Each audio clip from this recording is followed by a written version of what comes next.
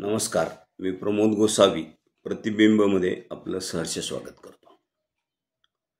आमदार शिंदेंचा माढा विधानसभा मतदारसंघात पराभव झाला आणि त्यापाठोपाठ सीना माढा उपसा जलसिंचन योजनेच्या भवितव्याबद्दल साशंकता व्यक्त केली जाऊ लागली. सीना माढा उपसा जलसिंचन योजना ही माढा तालुक्यातील दुष्काळी पट्ट्यातील 20-22 गावांना दिलासा देणारी योजना म्हणून ओळखली जाते. मुळात ही योजना 1994 साली तत्कालीन मुख्यमंत्री शरद पवार आणि तत्कालीन पाटबंधारे मंत्री पद्मसिंह पाटील यांच्या उपस्थितीत भूमिपूजन करण्यात आले. परंतु ही योजना गेली 30 वर्षे अपूर्णावस्थेत आहे. ही पूर्ण झालेली नाही. काही भागात कॅनॉल झालेत, काही भागात कॅनॉल झालेले नाहीत. ओढे, नाले, पाझर तलाव आदी भरून घेण्याचं काम काही भागात केलं जातं.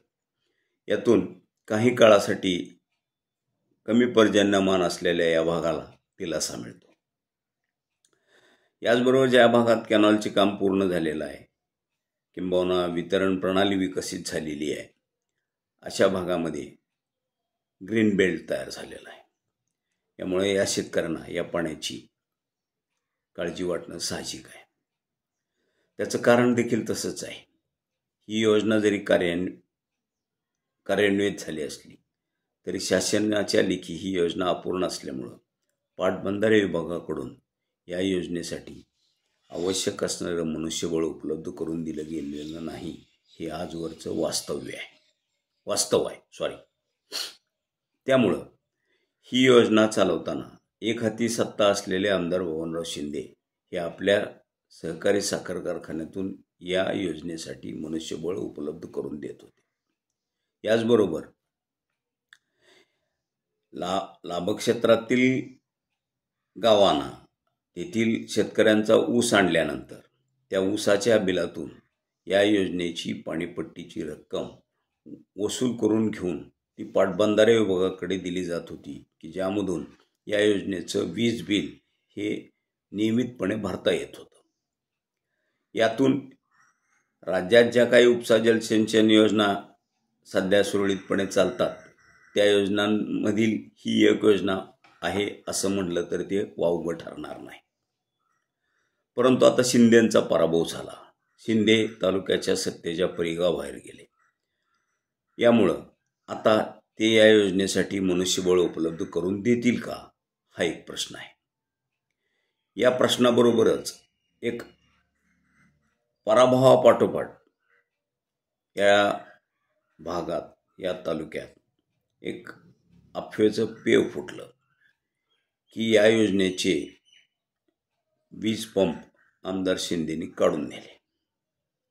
वास्तविक पाहता या योजनेसाठी 1100 HP 11 वीज पंप हाऊसमध्ये बसवण्यात आलेले आहेत. हे सर्व पंप शासनाच्या मालकीचे आहेत. ते कोणाच्याही व्यक्तीच्या मालकीचे नाहीत.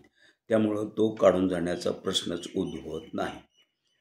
त्याच पद्धतीनं या संदर्भात पाटबंधारे विभागाचे उजनी धरण व्यवस्थापनाचे कार्यकारी अभियंता रावसाहेब मोरे यांच्याशी संपर्क साधला असता त्यांनी स्पष्टपणे सांगितलं की हे पंप शासकीय मालकीचे असल्याने हे पंप काढून नेण्याचा प्रश्नच उद्भवत नाही. हा एक पार्ट संपला. या अफवाच्या पाठीमागे सुद्धा एक षडयंत्र आहे की जे रचलं गेलेलं आहे.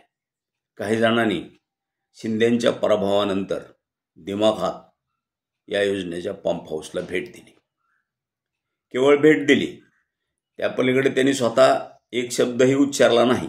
परंतु त्यामधून मात्र अफवांचं पीक जोमात आलं. त्यानंतर पाटबंधारे खात्याचा हा खुलासा वृत्तपत्रांमधून प्रसिद्ध झाल्यानंतर त्याबाबत निर्माण झालेली साशंकता लोकांच्या मनातून दूर झाली. परंतु आता नवीन आलेले आमदार की ज्यांच्या पुढे ही योजना चालू ठेवण्याचं एक आव्हान असणार आहे. निवडणुकीपूर्वी त्यांना याबाबत प्रश्न विचारल्यानंतर त्यांनी सांगितलं होतं की आमदार शिंदे जर कारखान्यातील 3 कर्मचारी या ठिकाणी देत असतील तर मी 6 कर्मचारी देईन, पण ही योजना चालवीन. कर्मचारी ते देतील याबद्दल दुमत बाळगायचं कारण नाही, परंतु या वितरण प्रणालीचे सर्व बारकावे माहीत असणारा कर्मचारी त्या ठिकाणी योग्य पद्धतीनं काम करू शकेल. नवीन आलेल्या कर्मचाऱ्याला या योजनेच्या बारकावेची माहिती घेण्यास वेळ लागणार आणि या लागलेल्या वेळात पाण्याचा अपव्यय होणार. कारण या योजनेचं काम अपूर्ण असल्या कारणामुळं कॅनॉल फोडून पाणी घेण्याची सर्रास प्रकार या योजनेच्या बाबतीत घडतात. यामुळं टेल टू हेड हे पाणी वितरणाचं धोरण या ठिकाणी राबवलंच जात नाही. अनेक ठिकाणी केवळ पाईपलाईन गेलेल्या आहेत, वितरण नलिका गेलेल्या आहेत, परंतु ते संपूर्ण गाव हे त्या लाभक्षेत्रात आलेलं नाही, असं आजही वास्तव आहे. परंतु शासनानं धोरण बदललं, कॅनॉलच्या ऐवजी बंद नलिकाद्वारे पाणी पुरवठा करण्याचं धोरण स्वीकारलं आणि हेच खरं ह्या योजनेच्या पूर्णत्वास लागलेलं ग्रहण ठरलं. कारण राजकीय सोयीनुसार, राजकीय गरजेनुसार या अपूर्ण योजनेत बंद नलिकाद्वारे पाणी पुरवठा करण्याने पाण्याचं होणारं अपेक्षित बाष्पीभवन टळून या योजनेच्या वाट्याचे पाणी शिल्लक राहते असं दाखवत वारंवार या योजनेमध्ये गावे वाढवण्याचा एक सोयीस्कर प्रकार घडत आलेला आहे. या प्रकारामुळं ही योजना आता 30 वर्ष होऊन गेली तरी देखील आहे त्या ठिकाणी अपूर्ण अवस्थेत आहे. आजही या योजनेच्या मूळ आराखड्यात असलेली गावं पूर्णपणे ओलिताखाली आलेली नाहीत. परंतु या योजनेच्या माध्यमातून राजकीय गरज पूर्ण करून घेण्यासाठी दर वेळेला नवनवीन गावांचा समावेश करण्याचे धोरण स्वीकारले जाते. त्या ठिकाणी सर्वे केला जातो. पुढचं काम तसंच राहतं. मुळात ही साधारणपणे 68 कोटी रुपयाची सुरुवातीची योजना आज 500 कोटी रुपये खर्चून झाले तरी देखील अपूर्ण अवस्थेत आहे. ही योजना दुष्काळी पट्ट्यातील गावांना नवसंजीवनी देणारी जरूर आहे, परंतु त्या योजनेचं पाणी वितरण हे सुलभपणे आणि नियमानुसार होत गेलं तर त्या योजनेचा लाभ शेतकऱ्यांना मिळणार आहे. उजनी धरण माढा तालुक्यात आहे. उजनी धरणात यंदा 106 TMC इतकं प्रचंड पाणी आहे. किमान या दुष्काळी पट्ट्यातील भागाला 2 पाण्याची जरी पाळ्या मिळाल्या तरी देखील या लोकांना दिलासा मिळणार आहे. परंतु हे सगळं आता कसं व्यवस्थित केलं जाणार आहे हे पाहणं मोठं महत्त्वाचं ठरणार आहे. त्यामुळं आता नवीन आमदारांसमोर तालुक्याच्या विकासाच्या प्रश्नाबरोबरच सीना-माढा उपसा जलसिंचन योजना यापुढे सुरळीतपणे कार्यान्वित कशी राहील हे पाहणं देखील महत्त्वाचं ठरणार आहे. धन्यवाद.